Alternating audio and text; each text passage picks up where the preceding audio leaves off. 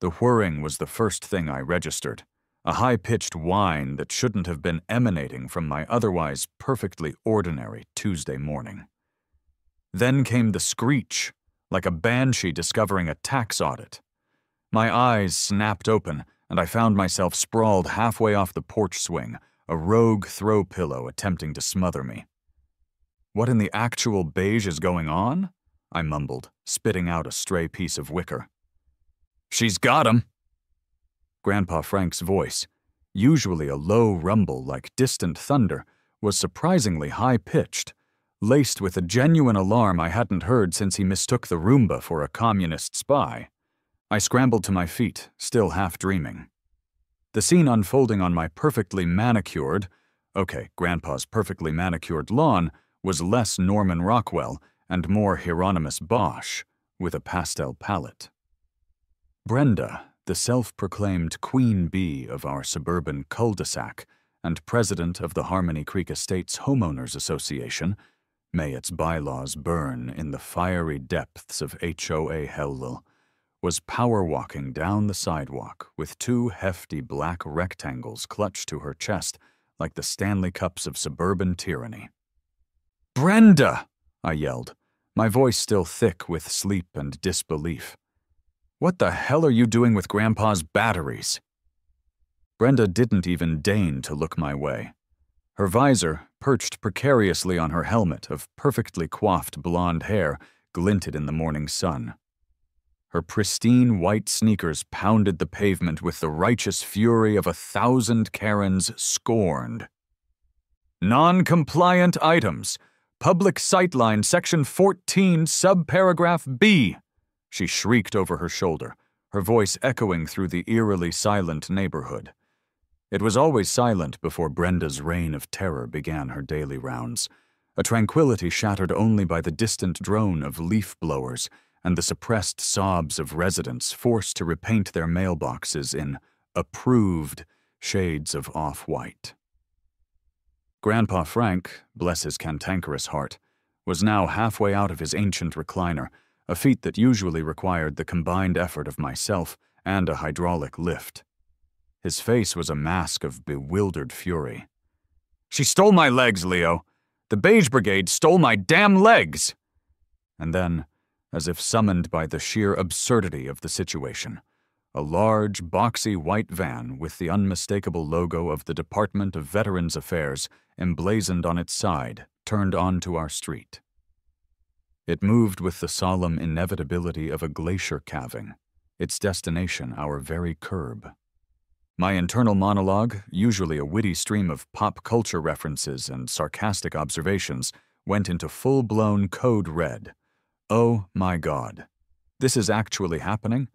Mr. Henderson, the VA driver, a man whose face seemed permanently etched with the quiet weariness of someone who had navigated 1,000 bureaucratic nightmares, stepped out of the van.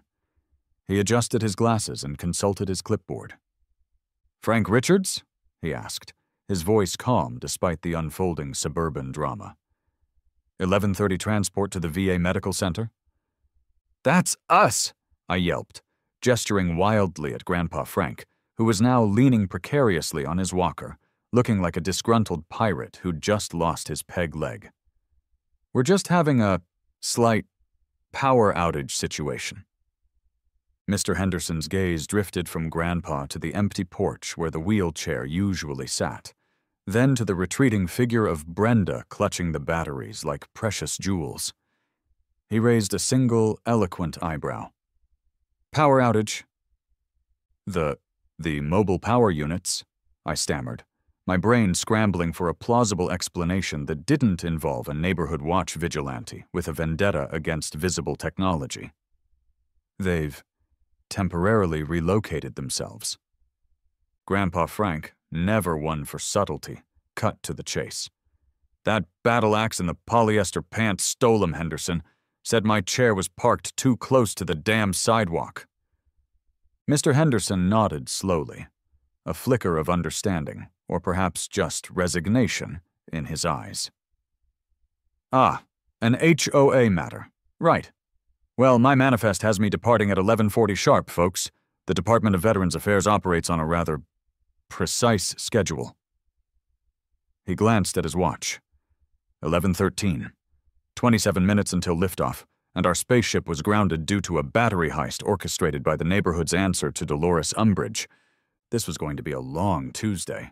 My first instinct, the one honed by years of online customer service battles and arguing with internet trolls, was to engage in rational discourse. Ha! Rational discourse with Brenda was like trying to teach a brick wall to appreciate fine art. Still, I had to try. Grandpa's appointment was crucial. Something about monitoring a heart condition that sounded way too serious for a delay caused by lawn ornament fascism. "Look, Grandpa," I said, trying to sound calmer than I felt. "Let me just go talk to Brenda. There has to be some kind of misunderstanding."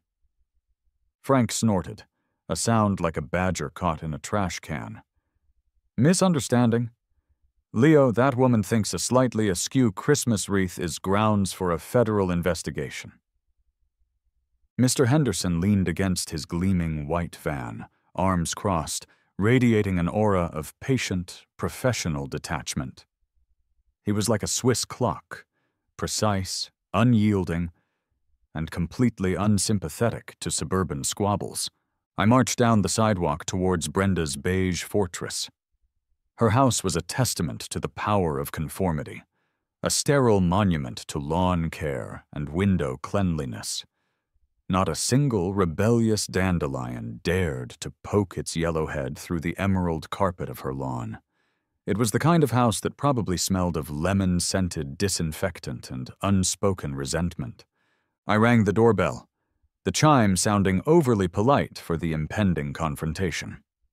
Brenda opened the door, still clutching the batteries, a smug look plastered across her face like cheap wallpaper. She was sipping a green smoothie that probably contained kale, spirulina, and the crushed dreams of anyone who dared to leave their recycling bin out past 7 p.m. "Leonard," she said, her tone dripping with saccharine disapproval. "Imagine my surprise seeing you here. Surely you've come to apologize for the flagrant violation of Section 14, subparagraph B?" "Apologize?" I sputtered, incredulous. "Brenda, you stole my grandfather's wheelchair batteries. He has a vital VA appointment in 20 minutes. Brenda took a slow, deliberate sip of her smoothie. "I did not steal anything. I secured non-compliant items left in public view as per the HOA covenants, which, I might add, your grandfather agreed to when he chose to reside in this community." She tapped one of the batteries with a perfectly manicured nail. These vehicular power units were clearly visible from the community-owned sidewalk. A safety hazard, not to mention an eyesore. "They were on our porch for maybe 2 minutes!" I exclaimed, my voice rising in exasperation. "He needs those to get to the doctor. This isn't some rogue garden hose, this is his mobility." "The bylaws, Leonard, do not differentiate between garden hoses and mobile power units, as you call them. All items left in violation are subject to immediate impoundment. Rule 17, paragraph 4, clearly states..." She trailed off, her eyes glazed over as she recited legalese from the sacred text of the HOA rulebook. "Are you serious?" I asked, my disbelief bordering on the surreal. "You're going to let a veteran miss a crucial medical appointment because his wheelchair was parked too close to the sidewalk?" Brenda's face hardened. "Rules are rules, Leonard. They create order. Without order, we have chaos. We have unkempt hedges. We have improper holiday lighting after January 15th. This is insane!" I threw my hands up in exasperation. "This is petty tyranny run amok." "It is upholding community standards," she countered, her voice icy. "You can retrieve the items after paying the fines associated with the violation. $100 for the visibility infraction, $50 for the charging cord being in public view, and a newly assessed $75 impound fee. You'll need to fill out a request form in triplicate, which will be reviewed at the next monthly HOA committee meeting." "The next meeting is in 3 weeks!" I stared at her, aghast. "He needs these now." Brenda remained unmoved, a monument to bureaucratic inflexibility. "Such are the procedures. Have a compliant day." She began to close the door. "Wait!" I pleaded, desperation creeping into my voice. "He's a veteran. He served his country." Brenda paused, a flicker of something, perhaps a sliver of guilt, or maybe just indigestion from the kale, crossing her face. It vanished as quickly as it appeared. "All residents are treated equally under the covenants, Leonard, regardless of their personal histories." The door clicked shut. I stood on her perfectly swept porch, defeated. The sheer absurdity of the situation was almost comical, if it wasn't so infuriating. I trudged back to our house, Mr. Henderson's patient gaze feeling like a physical weight on my shoulders. 11:21. 19 minutes. Frank gave me a look that spoke volumes, a mixture of "I told you so" and a simmering veteran-grade fury. "Well?" he grunted, his eyes narrowed. "She's not budging, Grandpa," I said, running a hand through my already disheveled hair. "Says it's against the bylaws. Fines, paperwork, the whole 9 yards. Frank let out another badger in a trash can noise. "Bylaws. She's using a damn rule book to hold my legs hostage." "That's pretty much it," I confirmed grimly. "Call the cops," Frank said, his voice surprisingly firm. "Tell them she stole my property." It seemed like a long shot, but at this point I was willing to try anything short of storming Brenda's house with a pitchfork, tempting as that image was. I pulled out my phone and dialed the non-emergency police line. After a brief explanation to a surprisingly jaded-sounding operator, I was informed that an officer would be dispatched. 20 agonizing minutes later, a squad car finally pulled up, its arrival heralded by the screech of tires that would have earned anyone else a noise violation from Brenda. Officer Miller, a man whose weary eyes suggested he'd seen it all and then some, emerged from the driver's side, followed by Officer Davis, a fresh-faced rookie practically vibrating with eagerness.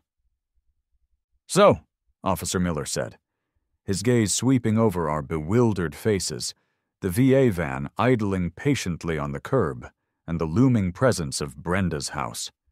"We got a call about a stolen wheelchair battery?" "Yes," I exclaimed, relief washing over me. "My neighbor, the HOA president, confiscated them from our porch right before my grandfather's VA transport arrived." Officer Davis pulled out a pristine notepad. "Confiscated? So this is a larceny call?" Officer Miller held up a hand, his expression suggesting he was already bracing for a headache. "Hold on, Rook. Let me guess. The neighbor's name is Brenda. She drives a white Lexus SUV, and she has strong opinions about the proper placement of recycling bins." My jaw dropped.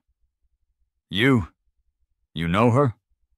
Officer Miller sighed, a sound that spoke volumes about the joys of suburban policing. "Son, we have a dedicated file for Brenda-related incidents.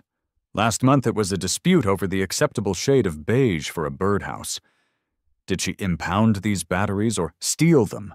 Because there's a rather significant legal difference that's going to make my afternoon even longer." We all trooped over to Brenda's house, the 2 police officers flanking me like reluctant bodyguards. Brenda answered the door, a self-satisfied smirk playing on her lips. She was holding her infamous binder. "Officers," she said, her voice oozing fake civility. "How may I assist you in upholding the standards of Harmony Creek Estates?" Officer Miller, with the weary patience of a seasoned kindergarten teacher dealing with a particularly difficult child, explained the situation. Brenda listened, her smirk widening. "Officer," she said, flipping open her binder to a well-worn page. "As per Section 22, subparagraph H, the Homeowners Association has the authority to remove and secure any personal property left in violation of community standards. These batteries were clearly in violation." She pointed to the now empty spot on our porch. Their visibility constituted a blight on the aesthetic harmony of our neighborhood. "But ma'am," Officer Davis interjected, his youthful earnestness shining through. "This is a medical device for a disabled veteran. Surely there's some leeway?" Brenda fixed him with a withering stare. "The bylaws make no exceptions based on personal circumstances, officer. We must maintain a consistent application of the rules to ensure fairness and prevent preferential treatment."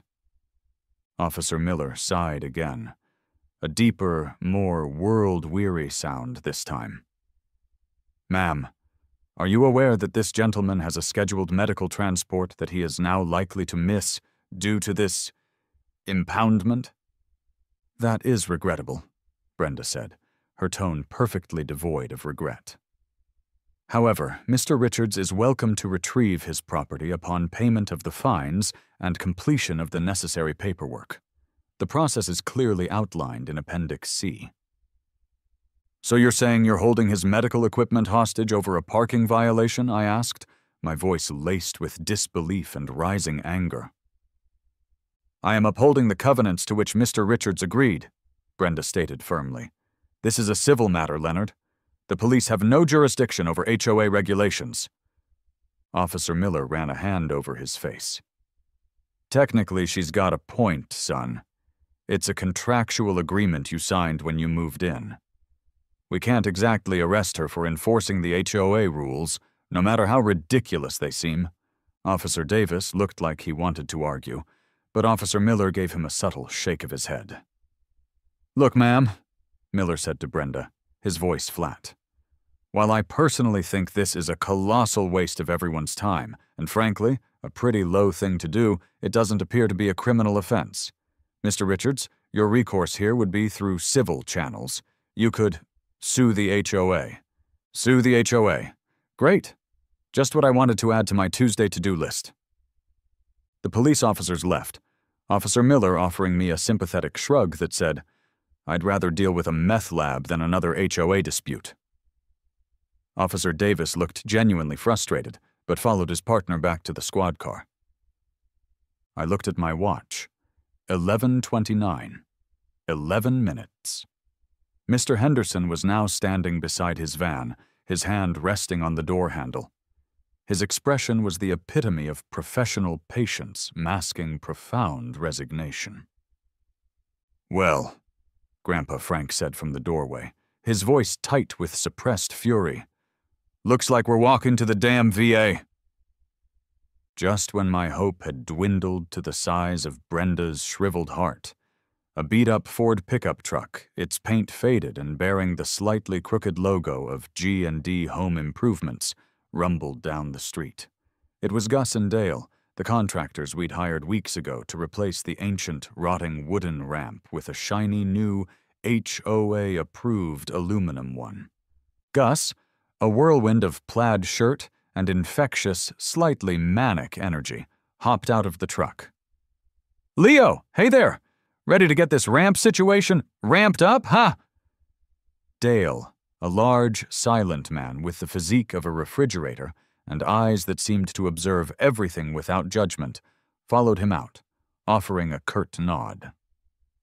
Gus took one look at the scene, the VA van, the retreating police car, Grandpa Frank looking like he was about to spontaneously combust, and my own face etched with despair, and his usual jovial expression faltered. "Whoa there, partner. Looks like we walked into the middle of a real suburban soap opera. What in the name of unblemished siding is going on?" In a rushed, frantic monologue, punctuated by Grandpa Frank's occasional grunts of indignation, I recounted the saga of the stolen batteries and Brenda's reign of terror. Gus listened, his initial amusement fading into a look of genuine disbelief. "She did what?" he exclaimed, his voice rising in outrage. "To a veteran? Holding his legs hostage over a parking spot? That ain't right, Leo. That ain't right at all."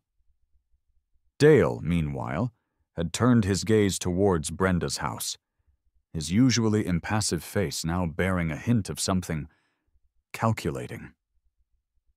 "Look," I said, my voice desperate. "His appointment is in 10 minutes.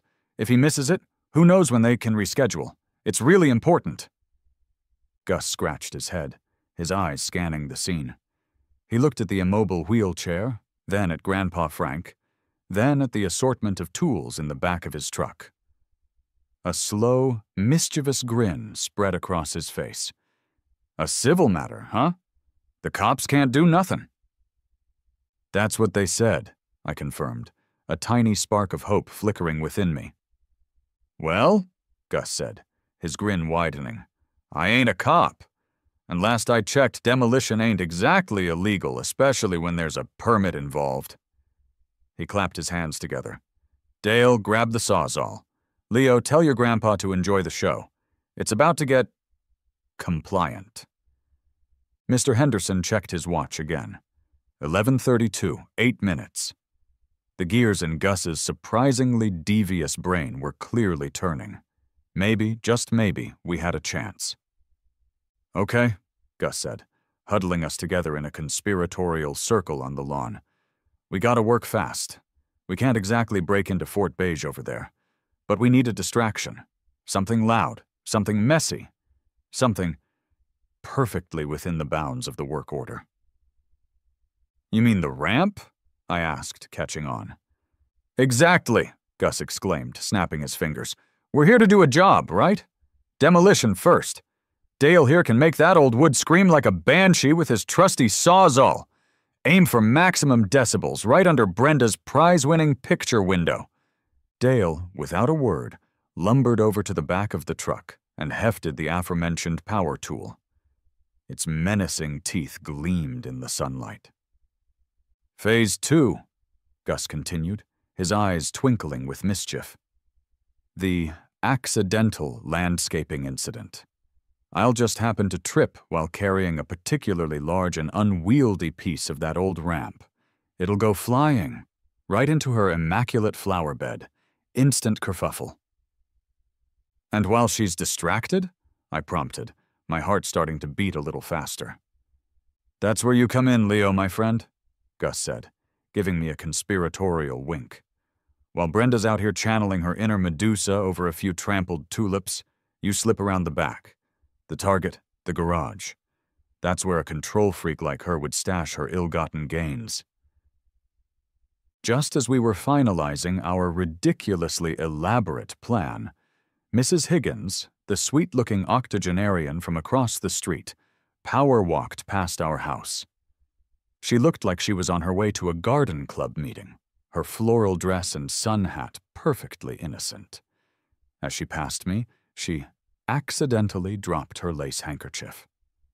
As I bent down to pick it up, she leaned in close, her voice a barely audible whisper. Brenda never locks her side garage door. Hates the noise the automatic opener makes. Good luck, dear. She winked, her blue eyes sparkling with unexpected rebellion, and continued her brisk walk. We had our intel. Dale fired up the Sawzall. The resulting shriek of protesting wood was loud enough to wake the dead, or at least send Brenda into a paroxysm of neighborly disapproval. Lights flickered on in her house. Gus grabbed a particularly heavy-looking section of the old ramp. Grandpa Frank, from the safety of our porch, gave us a thumbs-up of surprising enthusiasm. Mr. Henderson sighed again and checked his phone for the 10th time. 11:35. 5 minutes. Showtime, Gus muttered, a grin plastered across his face. He took a few exaggeratedly clumsy steps towards Brenda's flower bed. The fate of Grandpa Frank's VA appointment, and possibly the fragile peace of Harmony Creek Estates, hung in the balance. A resounding crash, followed by a high-pitched shriek that could shatter glass, Operation Trojan Ramp was officially underway. Brenda erupted from her house like a beige-clad volcano, spewing forth a torrent of invective about property values, horticultural negligence, and the general decline of suburban civility. Gus played his part perfectly, looking suitably flustered and profusely apologetic while Dale continued his noisy assault on the remnants of the old ramp. This was my chance. I sprinted across our lawn, heart pounding, and ducked behind the overgrown azaleas that separated our properties. I scurried along the side of Brenda's house, the sound of her tirade echoing in my ears. I reached the side garage door. As Mrs. Higgins had promised, the handle turned easily. I slipped inside, the sudden silence a stark contrast to the chaotic symphony outside. Brenda's garage wasn't just a place to park a car and store holiday decorations. It was a meticulously organized shrine to her control freak tendencies. Rows of shelves lined the walls, each bin neatly labeled in a precise, almost clinical font. Unauthorized holiday decorations, post-season. Non-regulation garden gnomes, see Appendix B. Ornery wind chimes, noise violation log. Welcome mats, unapproved slogans. It was a museum of suburban grievances, a testament to the petty wars waged over minuscule infractions. I even spotted Grandpa Frank's gnome, Sergeant Salty, sitting forlornly in a bin labeled Miscellaneous Non-Compliant Yard Art. A wave of indignant amusement washed over me. I scanned the shelves, my eyes searching for the telltale black rectangles. And then I saw them. On a dedicated charging station, bathed in the soft glow of a small utility light, were two familiar-looking lithium-ion battery packs. They were plugged in, fully charged, no doubt enjoying their temporary respite from the tyranny of mobility. Victory! They were within reach. I grabbed them, surprised by their weight. The sound of Brenda's fury outside was reaching a fever pitch. I turned to leave, the batteries clutched tightly in my hands. 11:37. 3 minutes. I eased the side door open, ready to slip back into the relative chaos of my own yard. And there she was. Brenda stood just outside the doorway, her face a mask of pure, unadulterated fury. Her eyes, narrowed to slits behind her visor, locked onto the batteries in my hands. Time seemed to stretch. The sounds of Gus's exaggerated apologies and Dale's industrious sawing fading into a dull background hum. Then Brenda let out a sound that was less a scream and more a primal screech of outrage. She lunged. Adrenaline surged through me. I dodged her clumsy grab and bolted from the garage, the heavy batteries bumping against my sides. A ridiculous, slow-motion chase ensued across the pristine lawns of Harmony Creek Estates. Brenda, surprisingly agile for someone who spent so much time scrutinizing lawn heights, was right on my heels. "Thief!" she shrieked, her voice echoing through the suddenly attentive neighborhood. "Violator, you are in breach of section whatever applies to grand larceny of impounded power units." I weaved through the meticulously manicured hedges, narrowly avoiding a collision with a decorative bird bath. Another potential violation, I noted mentally. Brenda, determined to uphold the sanctity of her neighbors' lawns, was forced to stick to the winding sidewalk, losing precious ground. The commotion had drawn the attention of the entire cul-de-sac. Gus and Dale stood watching, tools momentarily forgotten, their mouths agape. Mrs. Higgins was on her porch, filming the entire spectacle with her phone, a mischievous glint in her eye. Other neighbors peeked from behind their carefully draped curtains, their expressions a mixture of shock and morbid curiosity. Just as I reached our own lawn, Brenda, fueled by the righteous fury of 1,000 overturned bylaws, tackled me from behind. We went down in a heap of flailing limbs and indignant squawks. The batteries slipped from my grasp and rolled across the grass, coming to rest right at the feet of Mr. Henderson, who had remained an impassive observer throughout the entire escalating absurdity. He looked down at the batteries, then back at the tangled mess of myself and Brenda on the lawn, his expression unreadable. Suddenly, the police car, which had been slowly cruising its way out of the neighborhood, screeched to a halt. Officer Miller and Officer Davis emerged, their faces a study in utter exasperation. Officer Miller put his face in his hands and let out a long, suffering groan. Davis, ever the eager rookie, pulled out his notepad again, his pen poised above the pristine paper. 11:39. 1 minute? The clock was ticking down to the wire. Officer Miller, with the weary authority of someone who had dealt with far too many suburban meltdowns, physically separated a sputtering Brenda from my slightly bruised form. "Brenda," he said, his voice dangerously level. "That's it. Assault, public disturbance, harassment. Pick one, pick all three. I honestly don't care anymore. We are done here." "He was on my property," Brenda shrieked, pointing a trembling finger at me. "He stole those batteries from my garage." I scrambled to my feet, dusting off grass stains. "I was retrieving stolen property. Officer, you need to see her garage. It's a black hole of confiscated lawn ornaments and wrongly accused wind chimes. She has my grandpa's gnome in there." Mr. Henderson finally spoke, his voice cutting through the remaining chaos. He picked up one of the black batteries, his gaze steady. "This," he said, his tone low and serious, "is a federally funded, medically prescribed power source for a United States veteran. Interfering with it is a matter of some significance, perhaps even a federal one." The word federal seemed to deflate Brenda like a punctured pool toy. The fight drained out of her. Her carefully constructed world of bylaws and aesthetic harmony seemed to crumble around her. Officer Davis, looking slightly awestruck by Mr. Henderson's quiet authority, gently took Brenda's arm and began to escort her towards the squad car for what I could only imagine would be a very long and uncomfortable conversation. Mrs. Higgins, I noticed, was still filming, a triumphant smile on her face. Exhibit A for the upcoming HOA revolution, no doubt. I snatched up the remaining battery, my hands still shaking slightly. I rushed over to the wheelchair and clicked them into place. The control panel blinked to life with a cheerful beep, the sweet sound of victory. I glanced at my watch. 11:40 exactly. I looked at Mr. Henderson, who gave me a single, almost imperceptible nod of approval. Gus and Dale, having witnessed the dramatic conclusion, were now busily maneuvering the new, shiny aluminum ramp into place. I helped Grandpa Frank into his now mobile wheelchair. He rolled down the pristine new ramp, a look of grim satisfaction on his face. As we passed the police car, he leaned over and peered into the back window at a subdued Brenda.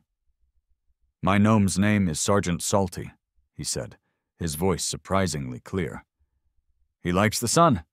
I got Grandpa loaded into the VA van, Mr. Henderson securing his wheelchair. "Cut it a little close there, son," Mr. Henderson said, a hint of a smile finally gracing his lips. "You have no idea," I replied, still slightly breathless from the chase. "Oh," he said, closing the van door. "I think I do." The van pulled away from the curb, right on schedule. Gus handed me a slightly crumpled invoice. It included the ramp installation, of course, but also line items for emergency demolition services, emotional distress caused by suburban tyranny, hazardous petunia rescue operation, and a rather hefty, creative problem-solving surcharge. I laughed, the tension finally easing from my shoulders, and promised to pay him double. Weeks later, Brenda had been forced to step down as HOA president pending a community review that sounded suspiciously like a witch trial. The atmosphere in Harmony Creek Estates had lightened considerably. The gnomes were slowly reappearing in front yards. Even a few rogue dandelions dared to peek through the manicured lawns. I was sitting on our porch, enjoying a well-deserved beer, when I noticed a new, pristine white envelope tucked into our door. It was from the interim HOA board. My heart sank. Inside was a violation notice. Apparently, the G&D Home Improvements truck had left a small, almost imperceptible oil stain on our driveway. I looked at the notice, then out at the peaceful beige street. I took a long sip of my beer and smiled. Some wars, I thought. You don't win. You just survive long enough to fight the next ridiculously hilarious battle.